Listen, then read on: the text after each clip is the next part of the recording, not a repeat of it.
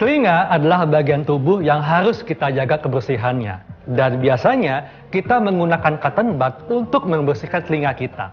Tapi tahukah Anda, ternyata cotton bud berisiko membuat kotoran telinga semakin terdorong masuk ke dalam telinga dan menyebabkan gangguan hingga komplikasi gangguan pendengaran. Nah, di cara sehat kali ini saya akan tunjukkan cara tepat dan aman untuk membersihkan telinga. Ingin tahu seperti apa caranya? Makanya ikuti saya. Selamat siang, Dok. Selamat siang, Dr. Haikal. Silakan. Nah, pemirsa, kali ini saya bersama dengan Dr. Rangga Saleh, spesialis THT. Dok, saya mau bertanya, Dok, ini kan masyarakat menggunakan cotton bud atau mungkin alat lain seperti peniti atau jepitan rambut untuk membersihkan telinga. Dan katanya ini berisiko membuat kotoran telinga semakin masuk ke dalam telinga dan membuat sejumlah komplikasi. Nah, ini bagaimana, Dok, sebetulnya? Ya, jadi penggunaan cotton bud atau alat lain seperti misalnya peniti, gantungan kunci, atau kadang-kadang pakai kunci mobil, kadang-kadang juga ada. Jadi orang awam ini menggunakan alat-alat tersebut untuk menggaruk atau membersihkan telinga. Nah, sebenarnya penggunaan alat-alat ini justru akan memperparah masalah di telinganya. Tadi yang pertama seperti Dr. Haikal bilang, kotorannya bisa terdorong ke dalam, semakin dalam sehingga menutup gendang telinga. Nah, ini akan mengganggu pendengaran. Kemudian masalah yang kedua adalah risiko infeksi. Apalagi kalau yang digunakan adalah alat-alat yang tajam seperti misalnya peniti atau jarum, itu bisa berisiko melukai kulit liang telinga. Sehingga selain perdarahan dari liang telinga juga bisa terjadi infeksi pada liang telinga. Dan satu lagi juga khusus untuk cotton bud, yang sering terjadi adalah kapasnya ini akan tertinggal. Pada saat kita mengorek, kapasnya akan tertinggal di dalam liang telinga, sehingga akan terjadi benda asing di dalam liang telinga, dan itu harus diangkat atau harus dikeluarkan oleh dokter. Dok, sebetulnya kotoran telinga ini sebetulnya apakah memang harus dibersihkan setiap saat atau gimana, Dok? Sebenarnya kotoran telinga itu sendiri adalah produksi ya atau hasil dari kelenjar yang kita sebut kelenjar cerumen. Kelenjar cerumen ini normal ada di dalam liang telinga semua orang, terutama di bagian sepertiga luar, di mana juga terdapat ada folikel rambut.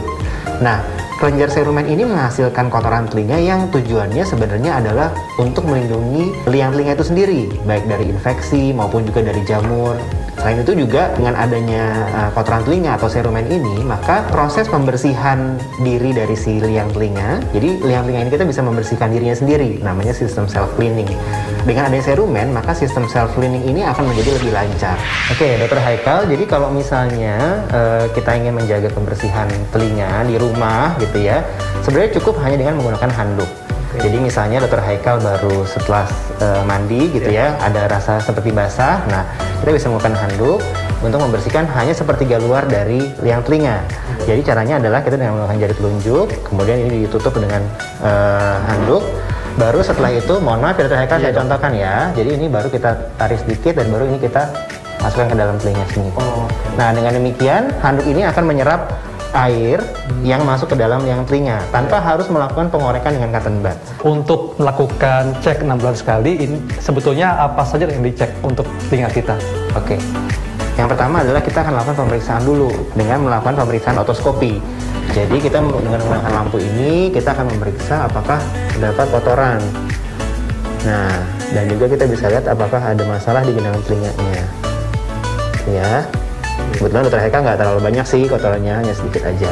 Nah, kemudian kalau memang nanti ada kotoran, kita bisa lakukan pembersihan, baik dengan beberapa cara, baik dengan misalnya suction atau penyedot, atau juga kita bisa lakukan dengan spooling. Yang paling mudah sebenarnya adalah dengan melakukan spooling atau penyemprotan liang telinga dengan air. Kita coba ya.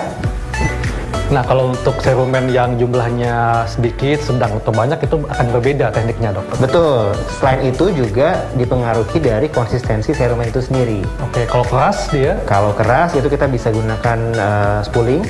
Spooling itu berarti disemprot ya? Atau kalau misalnya dia sedikit tapi kering atau seperti berlembar-lembar, kita bisa gunakan suction atau penyedot. Jadi metode yang digunakan sebenarnya dipengaruhi juga dari bentuk cerumennya seperti apa. Selain itu juga dari usia pasien juga mempengaruhi. Misalnya kalau pasien anak, kita nggak pakai alat-alat yang terlalu serem-serem gitu. Biasanya kita gunakan spooling aja dengan air. Kita coba ya? Iya, Dok. Oke, boleh minta tolong Mas Puji?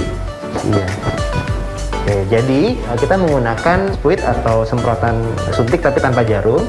kita menggunakan air yang sebenarnya nggak harus air yang khusus, air biasa, hanya dia suhunya hangat. Kenapa? Karena kalau kita pakai suhu dingin bisa memicu vertigo. Nah, kita gunakan dengan menyemprotkan air ini ke dalam liang telinga supaya kotorannya akan terdorong keluar. Nah, jadi ini untuk jenis kotoran yang ini dok, padat ya? Iya, betul. Yang biasanya dia padat atau misalnya penuh atau keras seperti batu, kita gunakan spooling. Jadi dilunakin dulu ya? Betul. Sambil juga mendorong keluar. Oke ya, jadi nanti yang dilakukan di dokter THT adalah seperti ini. Begini kita tarik sedikit daun telinganya, kemudian ini kita masukkan. Oke, saya masukkan air ya dokter Haikal ya. Oke, nah kalau sudah lebih lunak, kadang-kadang kotoran itu akan terdorong keluar. Tapi kalaupun misalnya belum, kita bisa menggunakan penyedot atau suction. Oke, nah alatnya seperti ini. Kalau untuk anak memang agak lebih sulit karena biasanya anak sudah takut begitu melihat alatnya seperti ini. Nah, jadi kita juga bisa melakukan setelah kita spooling dengan air, kita lakukan penyedotan dengan alat suction ini. Ya, kotorannya bisa kita sedot supaya dia tertarik keluar. Nah, atau juga bisa dengan menggunakan alat atau pengait serumen. Gitu. Ya. Saya minta itu dulu. Biar kebetulan harus butuh tiga-tiganya. Kalau misalnya juga dengan penyedot masih belum bisa, kita juga bisa gunakan pengait serumen atau seperti alat yang kita gunakan ini adalah forceps, atau ini adalah alat untuk menarik serumen itu. Nah, itu untuk serumen yang sangat bandel dok ya? Iya betul, kayak misalnya dokter Haikalnya nggak keluar gitu, jadi kita bisa gunakan alat pengambil serumen. Oke. Dah. Nah dok, bagaimana dok tips kepada masyarakat supaya masyarakat bisa menjaga kebersihan dan kesehatan telinga, dan tentunya apa yang mesti diperhatikan pada saat melakukan pembersihan telinga secara mandiri? Silakan dok. Ya, jadi yang harus dijaga adalah kebersihan telinga dengan cara tidak melakukan pengorekan dalam bentuk apapun. Tapi yang harus diperhatikan adalah setiap kali habis mandi atau setelah berenang, kita menjaga kekeringan dari si liang telinga dengan menggunakan handuk. Itu saja cukup. Setelah itu yang kedua adalah dengan kontrol rutin ke dokter THT atau ke dokter ya selama 6 bulan sekali.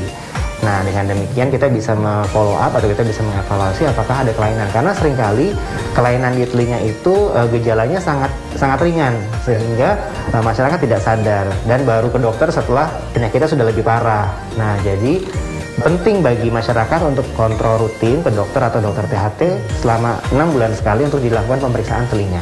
Oke, baik dok, terima kasih informasinya. Sama-sama. Nah pemirsa, jadi ingat penting sekali untuk menjaga kebersihan telinga dan ingat juga untuk datang ke dokter THT setiap 6 bulan sekali.